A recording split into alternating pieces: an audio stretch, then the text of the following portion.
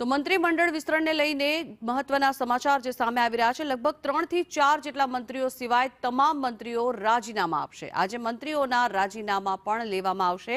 મંત્રીમંડળમાં સમાવિષ્ટ થનારા ધારાસભ્યોને સૂચના આપવામાં આવશે। મોડી રાત સુધી ધારાસભ્યોને સૂચના આપવામાં આવશે। ત્યારે આવતીકાલે મહાત્મા મંદિરમાં શપથ સમારોહ કાર્યક્રમ યોજાશે। આવતીકાલે બપોર બાદ કેબિનેટ બેઠક યોજાવા જઈ રહી છે। ત્યારે કેબિનેટ બેઠકમાં મંત્રીઓને ખાતાની ફાળવણી કરવામાં આવશે।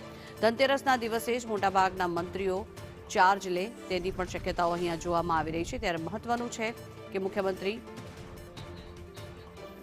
પણ સાંજે મુલાકાત લેશે। વધુ માહિતી મેળવીએ। સંવાદદાતા હિરેન આપણી સાથે જોડાયા છે। હિરેન, જે રીતે મંત્રીમંડળના વિસ્તરણને લઈને અત્યારે તૈયારીઓ ચાલી રહી છે, કેવો માહોલ છે ત્યાં?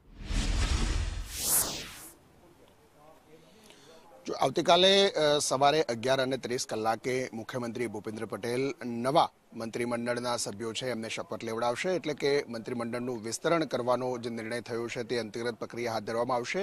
જે માહિતી સૂત્રો તરફથી મળી રહી છે એમાં 2 શક્યતા અત્યારે જોવામાં આવી રહી છે। એક શક્યતા એવી છે કે 2 થી 3 વધુમાં વધુ 4 જેટલા મંત્રીઓને હાલની સરકારના છે એને કન્ટિન્યુ કરાવી બાકીના તમામ મંત્રીઓ છે એમના રાજીનામા આજે લઈ લેવામાં આવશે।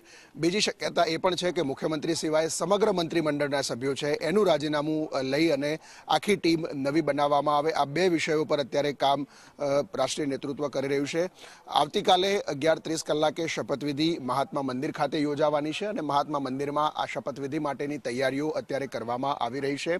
જે દ્રશ્યો સામે દેખાય છે મુખ્ય મંચ છે, આ મુખ્ય મંચ ઉપર શપથવિધિનો કાર્યક્રમ યોજાશે। શપથવિધિના કાર્યક્રમમાં રાજ્યપાલ, મુખ્યમંત્રી, પદનામિત સભ્યો એટલે કે જે મંત્રી બનવાના છે એ ધારાસભ્યો અને કેન્દ્રીય નેતૃત્વ જે હાજર હશે એ તમામ લોકોને મંચ ઉપર સ્થાન આપવામાં આવશે। બાકીના તમામ સિનિયર નેતાઓ છે, ધારાસભ્યો છે, સાંસદો છે, કેન્દ્રીય નેતૃત્વમાંથી આવેલા લોકો છે એ મુખ્ય મંચની સામે નીચે સોફા મૂકીને વ્યવસ્થા કરવામાં આવશે, ત્યાં બેસશે। મોટી સંખ્યામાં એટલે કે એક પ્રકારે શક્તિ પ્રદર્શન કરી શકાય એ પ્રકારે લોકો જે શપથવિધિમાં ભાગ લેવાના છે એ માટે એમને બોલાવવામાં આવશે, કાર્યકર્તાઓને લાવવામાં આવશે। જે મંત્રી બનવાના છે એમના સમર્થકો પણ અહીંયા પહોંચશે અને એની તૈયારીઓ મહાત્મા મંદિર ખાતે શરૂ કરવામાં આવી છે। મહાત્મા મંદિર બન્યા પછી બીજી વખત આ શપથવિધિ છે એ મહાત્મા મંદિરમાં યોજાશે। અગાઉ વિજય રૂપાણીની ટીમની શપથવિધિ અહીંયા યોજાઈ હતી અને અત્યારે ભૂપેન્દ્ર પટેલ સિવાયના મંત્રીમંડળના જે સભ્યો છે એમની શપથવિધિનો કાર્યક્રમ છે એ અહીંયા યોજાશે। આ સાથે જે માહિતી મળી રહી છે તે અંતર્ગત આજે બપોર પછીથી આ સંપૂર્ણ પ્રક્રિયા છે એની શરૂઆત કરવામાં આવશે। જેમાં મુખ્યમંત્રી બોમ્બેથી પરત આવ્યા પછી સુનિલ બંસલ અહીંયા ઓલરેડી મહામંત્રી છે, રાષ્ટ્રીય મહામંત્રી અહીંયા પહોંચી ગયેલા છે। જે મંત્રીઓના રાજીનામા લેવાના છે એ મંત્રીઓને બોલાવવામાં આવશે, એ મંત્રીઓને આ અંગેનો નિર્ણય છે એની માહિતી આપવામાં આવશે। સરકારે તમામ મંત્રીઓના રાજીનામા છે એ તૈયાર રાખેલા છે। જે મંત્રીને બોલાવવામાં આવશે એ મંત્રી સાથે વાત કરી અને એ કાગળ ઉપર એમનું સહી કરી અને એ રાજીનામું લેવામાં આવશે। આ પ્રક્રિયા પૂરી થયા પછી મોડી સાંજે મુખ્યમંત્રી ભૂપેન્દ્ર પટેલ રાજ્યપાલ આચાર્ય દેવવ્રત સાથે મુલાકાત કરી મંત્રીમંડળના સભ્યોએ જે રાજીનામા આપેલા છે એ રાજીનામા રાજ્યપાલને આપવામાં આવશે અને એની માહિતી આપવામાં આવશે। આ સાથે નવી સરકાર એટલે કે નવા મંત્રીમંડળના સભ્યો છે એના શપથવિધિ માટેનો એક પત્ર છે, ભલામણ પત્ર, એ પણ રાજ્યપાલને આપવામાં આવશે અને એ ઔપચારિકતા માત્ર જે છે એને એ પૂરી કરવામાં આવશે। અને આવતીકાલે સવારે 11:30 જે શપથવિધિ છે એના માટે રાત્રે લગભગ 11 વાગ્યા પછીથી જેણે મંત્રીમંડળમાં સમાવેશ થવાનો છે એવા ધારાસભ્યોને ફોન કરી અને સૂચના આપવામાં આવશે। એ પ્રકારની સ્થિતિ અત્યારે હાલના ધોરણે દેખાઈ રહી છે। રાષ્ટ્રીય નેતૃત્વ પણ અહીંયા હાજર રહેશે જેથી કરીને જે લોકોને પડતા મૂકવાના છે અને જે નવા લોકોને લેવાના છે આ તમામ બાબતોમાં તાલમેલ જળવાઈ રહે એ માટે રાષ્ટ્રીય નેતૃત્વ પણ આ કાર્યક્રમમાં અને પહેલા અને પછી હાજર રહેશે।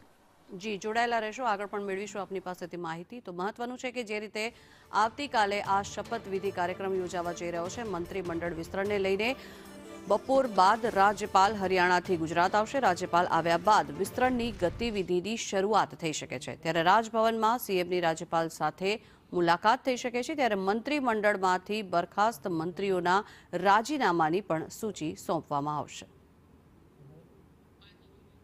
નવા મંત્રીઓના નામોની પણ સૂચિ રાજ્યપાલને સોંપાઈ શકે છે। ત્યારે પડતા મૂકાનારા મંત્રીઓના આજે રાજીનામા લેવામાં આવશે અને આવતીકાલે નવા મંત્રીમંડળની શપથવિધિ યોજાશે। ભાજપના 162 જેટલા ધારાસભ્યો આજથી જ ગાંધીનગરમાં 2 દિવસમાં ગાંધીનગર રહેવા તમામને સૂચના આપી દેવામાં આવી છે।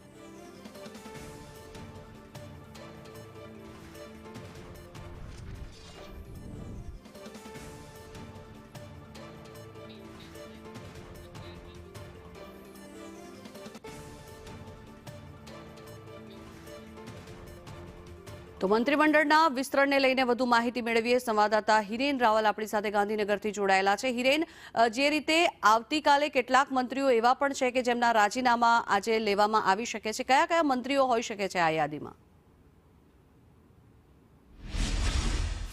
જો બે થિયરી પર અત્યારે ચર્ચા ચાલી રહી છે, જેમાં એક વાત એવી છે કે 3 થી 4 જેટલા મંત્રીઓને કન્ટિન્યુ કરવામાં આવશે, એટલે કે મુખ્યમંત્રી ભૂપેન્દ્ર પટેલ સિવાય કનુભાઈ દેસાઈ, ઋષિકેશ પટેલ, હર્ષ સંઘવી અને પ્રફુલ્લ પાનશેરિયા, આ 4 જેટલા મંત્રીઓ છે એને કન્ટિન્યુ કરાવવામાં આવશે. કદાચ એમાં 1-2 આંકડો ફેરફાર થઈ શકે, પરંતુ બાકીના જે મંત્રીઓ છે એ તમામ મંત્રીઓના રાજીનામા આજે લઈ લેવામાં આવશે. રાજીનામાના કાગળો તૈયાર કરી દેવામાં આવ્યા છે. આ મંત્રીઓએ માત્ર નેતાઓ સાથે મુલાકાત કરી અને એ કાગળ ઉપર પોતાની સહમતિ દર્શાવતી એક સાઇન કરવાની છે, જેથી એમનું રાજીનામું સ્વીકાર આપવામાં આવ્યું છે એવું ગણવામાં આવશે. જેમાં રાઘવજી પટેલનો પણ સમાવેશ થાય છે, બળવંતસિંહ રાજપૂતનો સમાવેશ થાય છે, ભાનુબેન બાબરિયા, કુબેરભાઈ ડિંડોર, મુળુભાઈ બહેરા, મુકેશ પટેલ, બચુભાઈ ખાબડ, કુંવરજી હળપતિ, આ મોટા ભાગના મંત્રીઓ છે. જગદીશ પંચાલ કે જેઓ પ્રદેશ પ્રમુખ થયા છે એટલે તેઓ મંત્રીપદમાંથી એમને મુક્તિ આપવામાં આવશે. મોટા ભાગના આ મંત્રીઓ છે એમના રાજીનામા આજે લેવામાં આવશે. આવતીકાલે જે નવી શપથવિધિ થવાની છે એ અંગેની માહિતી જે ઔપચારિકતા માત્ર અત્યારે દેખાઈ રહી છે રાજ્યપાલને આપવામાં આવશે.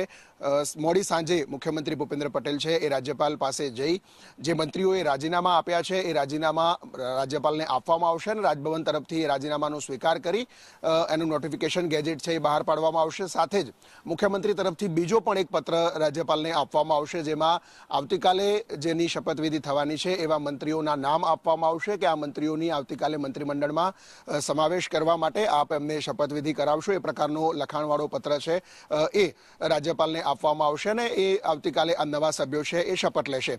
બીજી થિયરી એક ચાલી રહી છે કે મુખ્યમંત્રી ભૂપેન્દ્ર પટેલ સિવાયના તમામ સભ્યો છે મંત્રીમંડળના એમના પડતા મૂકવામાં આવશે. માત્ર સેનાપતિ યથાવત રહેશે, સેના આખી નવી આવશે એ પ્રકારની સ્થિતિ પણ દેખાઈ રહી છે, કારણ કે રાજીનામાઓ જે તૈયાર થયા છે અને જે વાત સામે આવી રહી છે સૂત્રો પાસેથી એ અંતર્ગત મોટા બે પ્રકારની આ ગતિવિધિ સાથે કામ ચાલી રહ્યું છે. એટલે એ પણ શક્યતા નકારી ન શકાય કે મુખ્યમંત્રી સિવાયના તમામ સભ્યો મંત્રીમંડળમાં નવા આવે, પરંતુ આજે સાંજે મુખ્યમંત્રી તરફથી જે રાજ્યપાલને સૂચિ સોંપાય છે એના ઉપર સૌની નજર રહેલી છે. કેટલા મંત્રીઓને પડતા મૂકવામાં આવશે, કેટલા કન્ટિન્યુ રહેશે અને નવા જે સભ્યો મંત્રીમંડળમાં સમાવેશ થવાનો છે એમને મોડી રાતથી જ ફોન કરવાની શરૂઆત થશે.